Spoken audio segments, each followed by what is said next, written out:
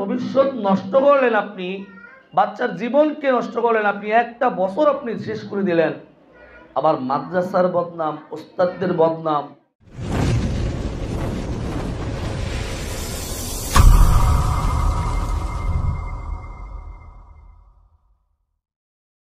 বিসমিল্লাহির রহমানির রহিম।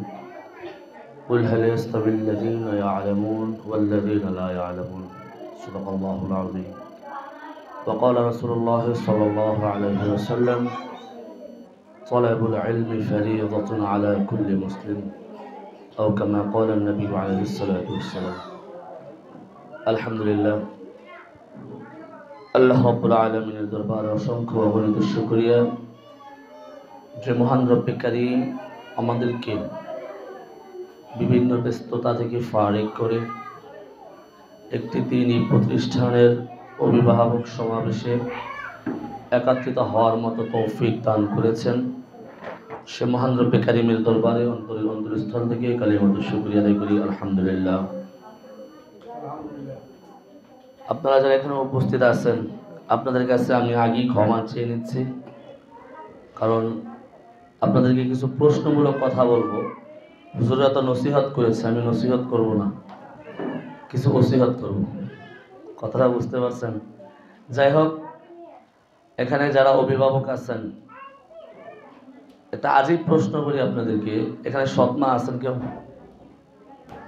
আপনার বাচ্চা এখানে পড়ে, সৎমা আছেন এরকম কেউ নেই? আমি তো দেখি সবাই সৎমা। প্রকৃত মা এখনো আপনারা হতে পারেন নাই, প্রকৃত অভিভাবক আপনারা এখনো হতে পারেন নাই। আমি আমার মাদ্রাসার উদাহরণ দিয়ে একটা কথা বলি। আজকে সকালবেলা আমার এক গার্ডিয়ান আমাকে ফোন দিয়ে বলতেছে, হুজুর আমি বাপের বাড়ি আসছি, একটু সমস্যা। কি সমস্যা? আছে একটু সমস্যা, আজকে 3 দিন মাদ্রাসায় নাই। তবে এখন ফোন দিলেন কেন? হুজুর ছুটি নেওয়ার জন্য। 3 দিন মাদ্রাসা নাই, আপনি এখন ফোন দিয়েছেন আমার কাছে ছুটি নেওয়ার জন্য। কি ছুটি আমি নেব না আপনি নেবেন? এই হলো অবস্থা। যাই হোক, এই কথাটা কেন বললাম? আপনারা সৎমা হতে পারেন না, কারণ সৎমা বাচ্চাদের ভালো চায় না, এটা আমরা সবাই জানি, নাকি বলেন? যদিও সব সৎমা এক হয় না, তারপরেও অধিকাংশ 95% সৎমা সন্তানের ভালো চায় না। আপনারা এই জন্যই আপনাদেরকে সৎমা বললাম, আপনারা আপনার বাচ্চাদের ভবিষ্যৎ হাতে ধরে নষ্ট করতেছেন। আপনি নিজেও জানেন না যে আপনার বাচ্চার ভবিষ্যৎ আপনার চোখের সামনেই নষ্ট হয়ে যাচ্ছে। কিভাবে? আপনি এখানে আমার জানা মতে, আমার মাদ্রাসা জানিয়ে, এখানটা তেমনটা জানি না, এই অঞ্চলের অধিকাংশ গার্ডিয়ানের ছেলের অভিভাবক প্রবাসী, ঠিক না? অধিকাংশ। আর যারা প্রবাসী আছেন তাদেরকে আমি অনুরোধ করে বলি, পাটা একটু ছোট করলে ভালো হয়। বাচ্চার মাদ্রাসা আপনার গুরুত্বই নেই, আপনি বাপের বাড়ি চলে যাচ্ছেন। বাচ্চার মাদ্রাসা ক্লাস চলতেছে, আপনি বোনের বাড়ি চলে যাচ্ছেন। বাচ্চার ক্লাস চলতেছে, আপনি বাজারে চলে গেছেন, রায়পুর চলে গেছেন, হায়দারগঞ্জ চলে গেছেন, আপনার বিভিন্ন আত্মীয় স্বজনের বাড়ি আপনি চলে যাচ্ছেন। কারণটা কি? এটা কেন? আপনি কি জানেন একটা বাচ্চা যখন একদিন মাদ্রাসা মিস দেয়, সে 1 সপ্তাহ পড়া মিস নেমে যায়। 1 সপ্তাহ লাগে তার পিছনে একদিনের ঘাটতি পূরণ করতে। তাহলে আপনি 1 সপ্তাহ যদি, মাসে যদি আপনি 2 দিন খোয়ান, বা বছরে যদি আপনি 1 সপ্তাহ খোয়ান বছরে, তাহলে আপনার বাচ্চা পড়ালেখা কি করবে? বছর শেষ যখন আপনি বেতন দিতে আসবেন, হিসাব করে দেখলেন যে আপনি বিশাল একটা ওস্তাদকে প্রশ্ন করেন, হুজুর আমার বাচ্চা কি পড়ছে? এমনও হয় বাচ্চাটা অন্য জায়গায় নিয়ে ভর্তি করে দেন। সেখানে গিয়ে বলেন, দিচ্ছিলাম আরে হুজুরের মাদ্রাসায়, কি পড়াশোনা, একটা অবস্থা। কি এমনটা হয় না হুজুর? এমনটা হয়, আমার সাথে ঘটেছে এরকমটা। দোষ করলেন আপনি, বাচ্চার ভবিষ্যৎ নষ্ট করলেন আপনি, বাচ্চার জীবনকে নষ্ট করলেন আপনি, একটা বছর আপনি শেষ করে দিলেন। আবার মাদ্রাসার বদনাম, ওস্তাদদের বদনাম, পড়াশোনার উপরে আপনি তহমত দিচ্ছেন। আপনি কি আসলে কি মাদ্রাসার ওস্তাদদের প্রতি জুলুম করেন নাই? আপনি কি আপনার বাচ্চার প্রতি জুলুম করেন নাই? তাহলে আপনি নিজেই তো জালেম। যে জুলুম করে তাকে তো জালেম বলা হয়। তাহলে আপনি নিজে যদি সেই জুলুমকারীর একজন হন, তাহলে আরেকজন নিরপরাধ শিক্ষকের উপরে কেন আপনি তহমত দিচ্ছেন? একটা ধর্মীয় প্রতিষ্ঠানের উপরে কেন আপনি তহমত দিচ্ছেন, দোষটা পাচ্ছেন? কারণটা কোথায়? আপনি যদি সৎ মা নাই হয়ে থাকেন, আপনি যদি আপন মা হয়ে থাকেন, তাহলে আপনি আপনার বাচ্চার ভবিষ্যৎ কেন নষ্ট করতেছেন? আমি যখন ছোটবেলায় পড়াশোনা করছি, আমি কিন্তু বড় লোকের, আমি একদম গরিব ঘরের একটা সন্তান, আমি একেবারে নিম্ন প্রেমে একটা সন্তান। আমি আমার 4টা ভাই বোন পড়াশোনা করেছি আমরা, আলহামদুলিল্লাহ উচ্চ শিক্ষায় শিক্ষিত হয়েছি বাবার একারতের কামাই দিয়ে। বাড়িতে যদি গরু জবাই করে খেয়ে ফেলছে, মা কোনোদিন বলে নাই যে বাবা মাদ্রাসা থেকে বাসায় আসো, আজকে বাসায় ভালো রান্না হয়েছে, বলে নাই। মা এটাই বলেছে, শিক্ষিত হও, একদিন এই খাবার তোমার পায়ের কাছে পড়ে থাকবে। আলহামদুলিল্লাহ তাই হয়েছে, তাই হয়েছে। আর যারা বাড়িতে একটু মুরগি জবাই করলে হুজুর ফোন দেয় মাদ্রাসায়, হুজুর একটু বাসায় পাঠাবেন, একটু সমস্যা ছিল, দরকার ছিল। আপনি একবেলা সন্তানকে খাওয়ানোর জন্য বাবার বাড়িতে বিয়ের আয়োজন চলতেছে, নিয়ে গেলেন, ভাইয়ের বিয়ের আয়োজন চলতেছে, নিয়ে গেলেন, আপনার ছেলের জীবনটা নষ্ট করে দিলেন আপনি।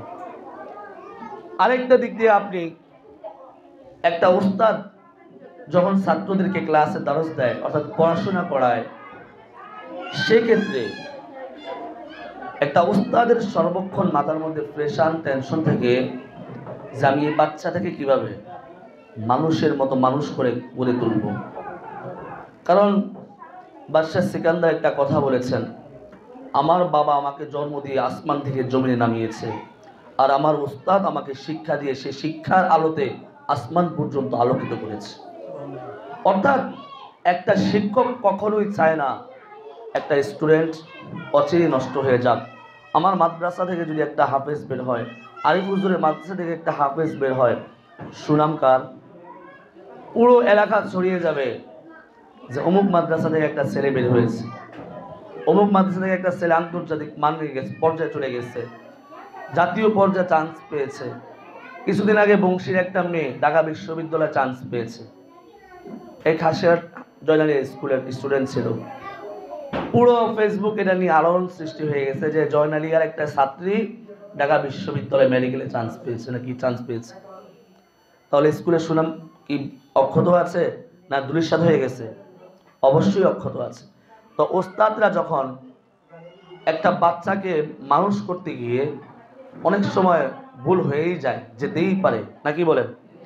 আপনি একটা বাচ্চা মাদ্রাসা দিয়ে যান, আমার মাদ্রাসা দিয়ে যাকে হুজুর আর পারি না ওরে নিয়া, ওর একটু ভালো মতো সাইজ করেন।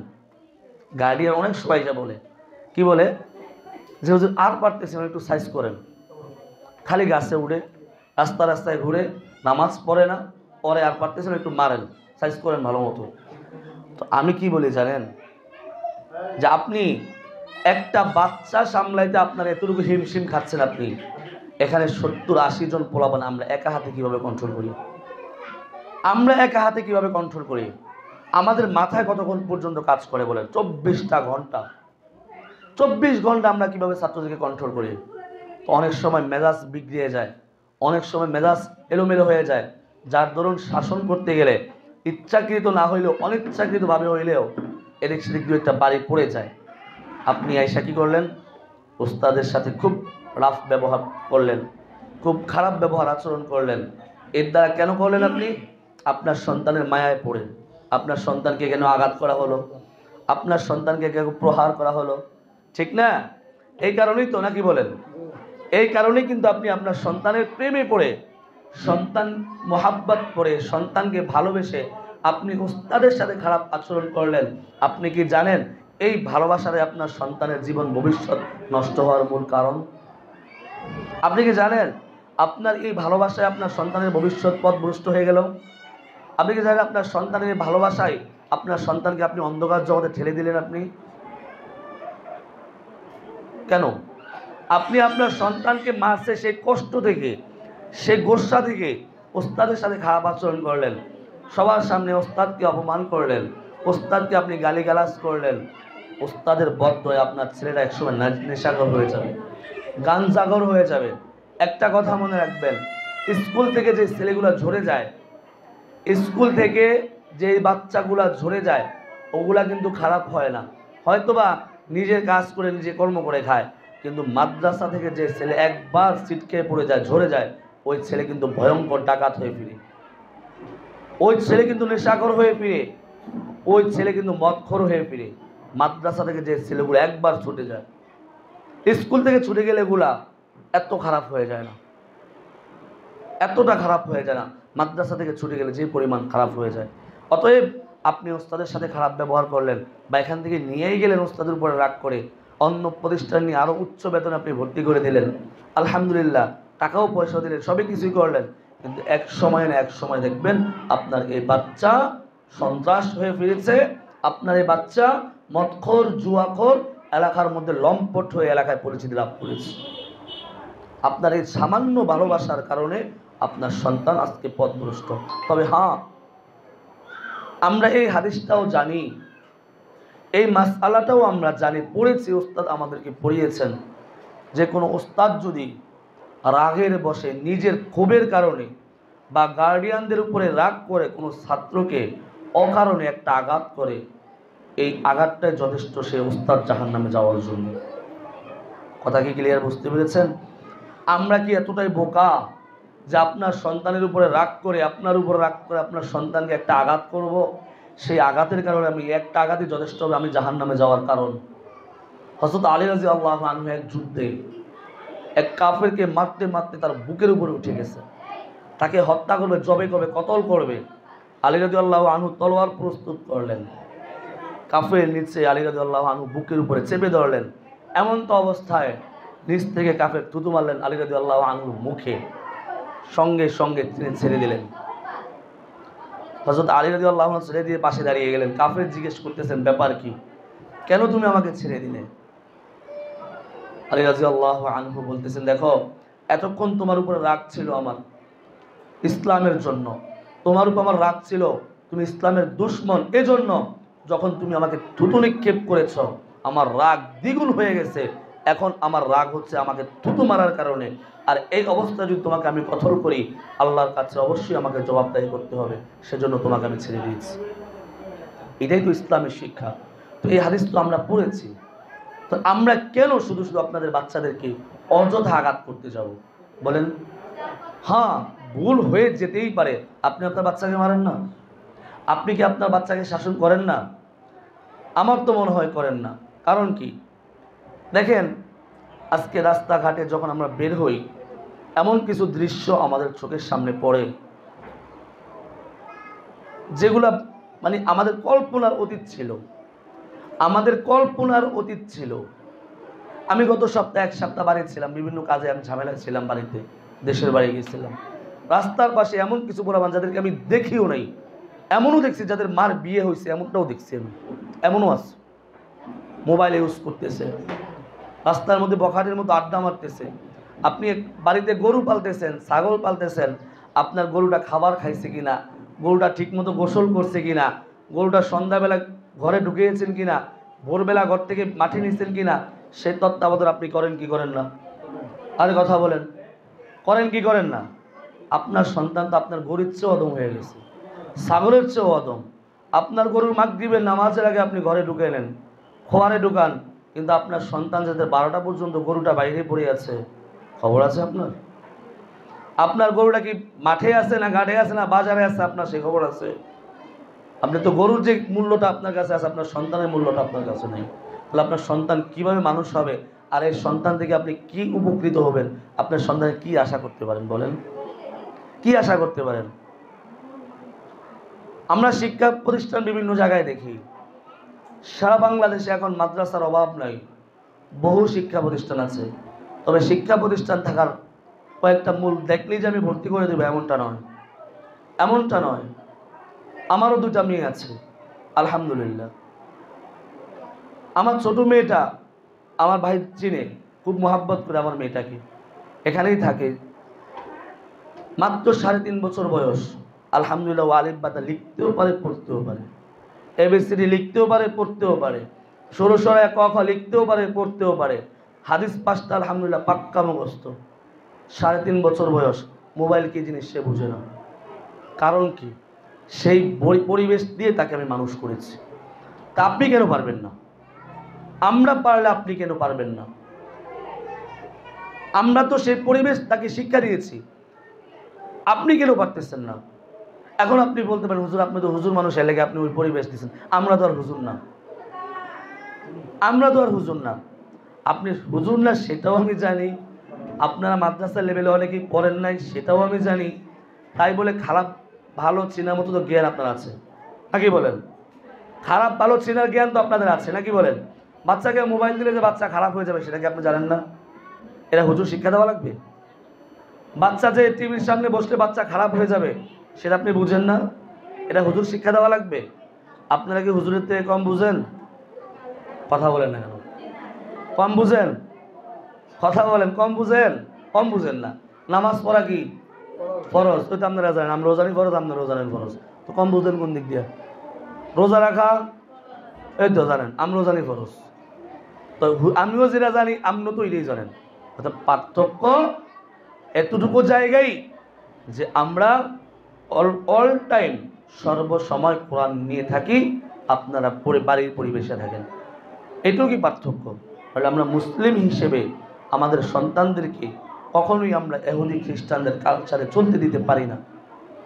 বাচ্চাদের মাথার দিক তাকাইলে বোঝা যায় এটা কি স্টাইল, পরনের জামা কাপড় দেখলে বোঝা যায় এটা কি মুসলমানের বাচ্চা না খ্রিস্টানদের বাচ্চা, চেনার কোনো উপায় নেই। এরকমটা হয় না? কথা বলেন না কেন? এরকমটা হয় না? ডক্টর গেবার বলেছিলেন না যে তুমি আমাকে শিক্ষিত একটি মা দাও, আমি তুমি শিক্ষিত একটা সন্তান দেবো, জাতি দেব। বলেছেন কি না? তুমি শিক্ষিত একটা মা আমাকে উপহার দাও, আমি শিক্ষিত একটা জাতি উপহার তোমাকে দেব। তো শিক্ষিত কোন শিক্ষা? সব শিক্ষাই কিন্তু শিক্ষা নয়। কিছু শিক্ষা মানুষকে চোর বানায় দেয়, কিছু শিক্ষা মানুষকে ডাকাত বানায় দেয়, কিছু শিক্ষা মানুষকে সন্ত্রাস বানায় দেয়, কিছু শিক্ষা মানুষকে লম্পট বানায় দেয়, আবার কিছু শিক্ষা মানুষকে সোনায় রূপান্তরিত করে দেয়। কথাটা বুঝেন নাই? আপনি আপনার বাচ্চাকে ধর্মীয় শিক্ষা দেন, জেনা জগতিক শিক্ষা দেন, জেনারেল শিক্ষা দেন, কোনো আপত্তি নাই।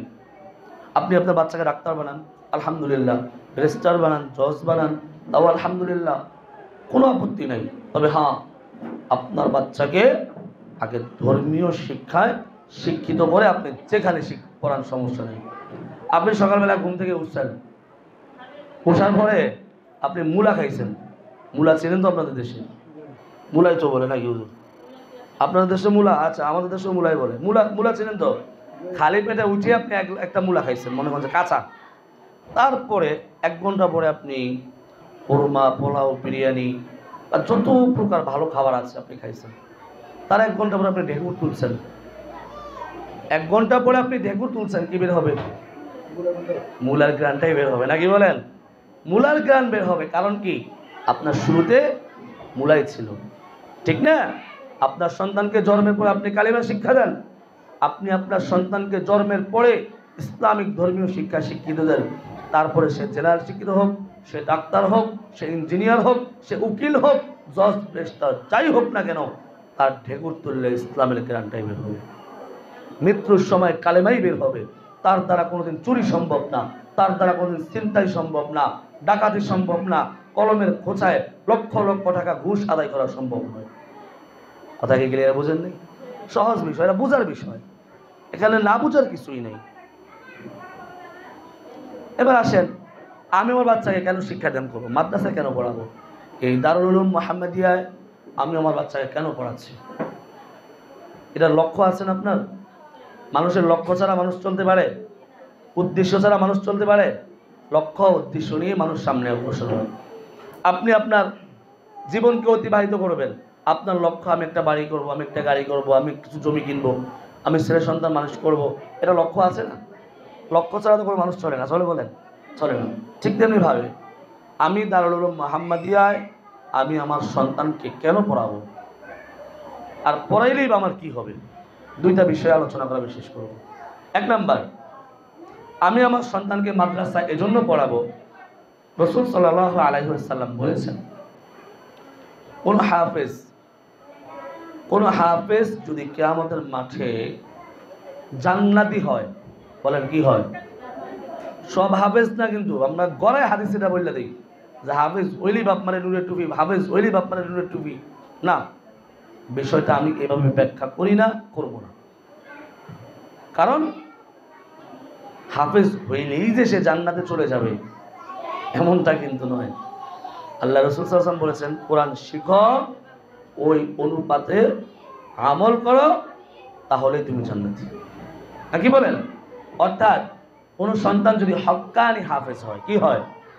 হক্কানি হাফেজ হয়, ওই তার আব্বা আম্মাকে, সে যদি গুনাহগার হয়, ওই সন্তানের এমন পাওয়ার তাকে দেওয়া হবে, ওই সন্তান তার অন্তত কমপক্ষে 7 জন ব্যক্তিকে, যাদের উপরে জাহান্নাম ওয়াজিব হয়ে গেছে, ওই রকম 7 জন ব্যক্তিকে সে সুপারিশ করে জান্নাত পর্যন্ত পৌঁছানোর ইখতিয়ার, অধিকার আল্লাহ তাআলা তাকে দিয়ে দেবেন।